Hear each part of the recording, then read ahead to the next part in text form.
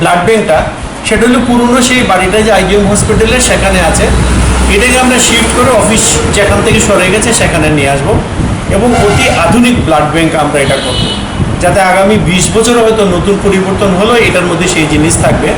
পাশাপাশি এটার মধ্যে প্লাজমা ট্রান্সফিউশনের যে ব্যাপারটা আসছে সেই প্রভিশনটা থাকবে, কারণ আমরা এখন যে এই কোভিডের ট্রিটমেন্টের মধ্যে প্লাজমা ট্রান্সফিউশন এটা একটা ট্রিটমেন্টের প্রোটোকলের মধ্যে আছে, তো এইটা আমরা মাথায় রেখেছি। পাশাপাশি আমাদের এখানে আরেকটা আছে যে একটা এমআরআই চালু করার একটা চলছে, কিন্তু এখন আমরা সেই জায়গাটা পাইনি কোথায় আমরা এমআরআই আমরা বসাবো আর কি। তো পরিষেবার ক্ষেত্রে আমরা এইগুলো করে যাচ্ছি, প্লাস পাশাপাশি যেটা এই হাসপাতালের ভিতরে ভিড়টা কমাতে হাসপাতালের সামনে এখানে একটা রোগীদের জন্য রেজিস্ট্রেশন করার জন্য আমরা একটা কাউন্টার, একটা সুন্দর একটা বিল্ডিং হবে না, খুব সুন্দরই একটা সেট আমরা তৈরি করছি, যার জন্য আমাদের যে ওয়েব ক্যামেরাটা এটা সরিয়ে দিতে হচ্ছে। তো এখানে যাতে কিছু লোক এদিকে থাকে, তো আমরা এখানটার মধ্যে একটা রেজিস্ট্রেশন কাউন্টার কাজ হয়ে যাবে, টাকা পয়সা গভর্নমেন্ট স্যাংশন করে দিয়েছে, এটারও কাজ শিগগিরই শুরু হয়ে যাবে। আর কিছু পরিকল্পনা সরকারের মধ্যে মাথায় আছে, যেহেতু এখন আমরা জায়গা পাচ্ছি না।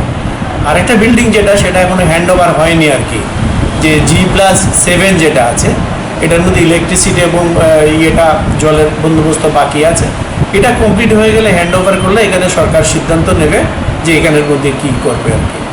বাকি ভিতরে কোনো রাস্তাঘাট ছিল না, তো আমরা এটার মধ্যে প্ল্যান করে এটার মধ্যে রাস্তার এটা লেআউট বের করেছি, যেটাকে আমরা সার্কুলার রোড বলবো। এটারও অলরেডি এটার নকশা হয়ে গেছে, এটার জন্য টাকা পয়সার জন্য এটাও সাবমিট করা হয়েছে গভর্নমেন্টের কাছে। আর পুরনো যে পুকুরটা আছে এই পুকুরটাকে আমরা নতুন করে সাজিয়ে এখানে একটা খুব সুন্দর এটা হয়, যেটা স্মার্ট সিটির ভিতরে এটা পড়ে, এবং পাশের জায়গাটা এটা পার্ক করা যায় কিনা সেটা আমাদের যে আমাদের এএমসির যে সিইও উনি ভিজিট করেছেন, মেয়র ভিজিট করেছেন, তো সেটাও পরিকল্পনার মধ্যে আছে। তো আমরা এইগুলো নিয়ে আমরা নিত্য নতুন আমরা ভাবছি কী করে মানুষের পরিষেবাটা বাড়ানো যায়, আর সরকারও চাইছে যে মানুষের ভোগান্তিটা কী করে কমাতে পারে। আর কোভিড সিচুয়েশনের জন্য এটা তো আরও একটা আমাদের সব কিছুকে ওলটপালট করে দিয়েছে। তো এর মধ্যে আমাদের যেটুকু মিনস আছে, সেটা হিউম্যান রিসোর্স হোক বা আমাদের ইনফ্রাস্ট্রাকচার হোক, এইগুলোর ভিতরে বিবেচনা করে প্রতিনিয়ত চিন্তাভাবনা চলছে, যেটা আমাদের স্বাস্থ্যমন্ত্রী তথা মুখ্যমন্ত্রী এবং তার টিম আছে। আমরা তার পাশাপাশি আমাদের দিকে যা যা করা আমরা চেষ্টা করে যাচ্ছি। আমরা প্রতিনিয়ত চেষ্টা করছি যে মানুষের ভোগান্তি কী করে কমানো যায় এবং তার পরিষেবাটা কী করে আমরা দিতে পারি। মানে এই প্রশ্ন করলে তো অনেক রকম ব্যাপারটা আছে। এইটুকু আমি কইতে পারি যে রোগী কল্যাণ সমিতির চেয়ারম্যান যখন আমাকে বানানো হলো আর কি সরকার থেকে, তখন আমরা কিছু কিছু কাজের পরিকল্পনা আমরা নিলাম আর কি। কমিটি বসার পরে আমরা বিভিন্ন দিক আলোচনা করে আমরা যে যে জিনিসগুলো দেখতে পাইলাম, এবং বর্তমানের কোভিড সিচুয়েশনে দেখলাম যে আইজিএমের এখন প্রয়োজনটা আরও অনেক বেশি হয়ে গেছে। তো প্রথমেই যেটা দেখলাম আমরা যে এখন আইজিএমে বহুদিন থেকে 2007 সালের পর থেকে অর্থোপেডিক্স ডিপার্টমেন্টটা নাই, এবং কিছু ডিপার্টমেন্টের এখানে ঘাটতি, যেমন সার্জারি আছে কিন্তু 24 আওয়ার সার্জারি নাই।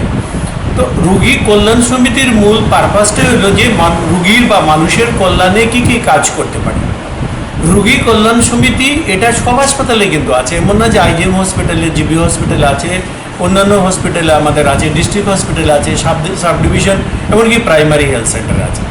এটা স্বাস্থ্য দপ্তরের পাশাপাশি আরেকটা এরকম বডি, যে বডিটা স্বাস্থ্য দপ্তর তার কাজ করবে, পাশাপাশি এরাও যেখানে মানে ইনচার্জ মেডিকেল অফিসার বা সুপারিনটেন্ডেন্ট কিংবা ডিস্ট্রিক্ট অ্যাডমিনিস্ট্রেটর আছে, সাব ডিভিশনাল অ্যাডমিনিস্ট্রেটিভ পুলিশ আছে, সবাই মিলে কী করে পরিষেবাটাকে আর ভালোভাবে দেওয়া যায়, এটাই হচ্ছে রোগী কল্যাণ সমিতির মূল কাজ আর কি। তো সেই হিসাবে আমরা স্বাস্থ্য দপ্তরের সাথে কথাবার্তা বলার পরে আমাদের সার্জারিতে ডাক্তার কম ছিল, সেখানে আমরা ভিতর থেকে অ্যারেঞ্জ করলাম আরও 4 জন ডাক্তার দিয়ে 6 জন ডাক্তার দিয়ে আমরা স্টার্ট করলাম সার্জারি, যে রাউন্ড দি ক্লক আর কি। ইমার্জেন্সি রাত 2টোর সময় হোক, এটা আপনারা দেখেছেন যে রাত 2টোর সময় ইমার্জেন্সি হচ্ছে, তো এইটা আমরা ফিরিয়ে নিয়ে এসেছি। তারপরে দেখলাম যে এখন যে কোভিডের সিচুয়েশন আর কি, মানুষ অত্যন্ত আতঙ্কগ্রস্ত আছে বিভিন্ন ব্যাপারে। আর জিবিটা তো আমাদের একটা কোভিড ডেডিকেটেড হসপিটাল, তো এইখানে অনেক সতর্কতা অবলম্বন করতে হয়। সেই হিসাবে আমরা কথাবার্তা বলে আমাদের আইজিএম হসপিটালে এখানেও আমরা অর্থোপেডিক্স আমরা স্টার্ট করে দিলাম। এটা জিবি থেকেই 2 জন অর্থোপেডিক্সের ডক্টর দেওয়া হয়েছে, তো এখন ওরা আউটডোর করছে, প্লাস্টার বা ইমার্জেন্সি যেগুলো সবই করছে। তো আমাদের প্ল্যান আছে যে এটাকে আর একটু লোক সংখ্যা বাড়ানোর, আমি কথাবার্তা বলেছি। কিন্তু এখন এই কোভিডের জন্য আমাদের ডাক্তারদের কাজ অনেক বেশি বেড়ে গেছে, কারণ কিছু ডাক্তার আছে যারা ডিউটি করলে আবার তাদের কোয়ারেন্টাইনে পাঠিয়ে দিতে হচ্ছে, বা অন্যান্য অনেক স্টাফরাও চলে যাচ্ছে, ফলে স্টাফ একটা বিরাট বড় ক্রাইসিস। এরই মধ্যে পিএমআর ডিপার্টমেন্ট যেটা ছিল আমাদের এই G+6 যেটা ছিল, সেখান থেকে আমরা সরিয়ে দিয়েছি মূল বিল্ডিংয়ে, এবং সেখানে আমরা পিএমআর ডিপার্টমেন্ট নিয়ে এসেছি। ওই জায়গাটা যেটা খালি হয়েছে ওখানটার মধ্যে আমরা এই একটা ক্যাজুয়ালিটি ব্লক চালু করার প্ল্যান করেছি। তো খালি হয়ে গেছে, আমরা খাটু ঢুকেছি, কিন্তু এই মুহূর্তে আমাদের ক্যাজুয়ালিটি ব্লক চালাতে গেলে অন্ততপক্ষে 10 জন ডাক্তার লাগে। এখন আমরা যেটা ইমার্জেন্সি চালাই তাতে 5 জন ডাক্তারের একটা টিম আছে। আর এটাও আমরা হিসাব করে দেখেছি যে ক্যাজুয়ালিটি ব্লক চালু হলে আইজিএমের উপরে বিরাট বড় ভিড় পড়ে যাবে, কিন্তু নতুন করে শুরু হচ্ছে। তো এই ভিড়টা আমাদের এই মুহূর্তে আমরা চিন্তা করছি কী করে আমরা মানে আরও লোক আমরা আনতে পারি আর কি। কারণ এটা আমরা বুঝতে পারছি মানুষ তখন এটা দেখবে না যে নতুন না পুরনো। আর তাছাড়া এটাও ওটা না যে 117 বছরের হাসপাতালের ইতিহাসে এখানে এখন পর্যন্ত ক্যাজুয়ালিটি ব্লক চালু হয়নি। কিন্তু সব দিক বিচার করলে আইজিএম হসপিটাল বা বিএম হাসপাতালটা এমন একটা আমাদের শহরের পরিপ্রেক্ষিতে বা রাজ্যের পরিপ্রেক্ষিতে এমন একটা জায়গা যে এখানে মানুষ প্রথমেই প্রেফার করে আসতে। তো এইসব বিবেচনা করে আমরা কথাবার্তা বলছি যে আরও কিছু মানে ডক্টর আমার লাগে, যে মিনিমাম 10 যদি হয়, কারণ প্রত্যেক শিফটে আমার 2 জন লাগবে। ছুটি ছাড়া গেলে আরও 1-2 জন শর্ট পড়ে যেতে পারে।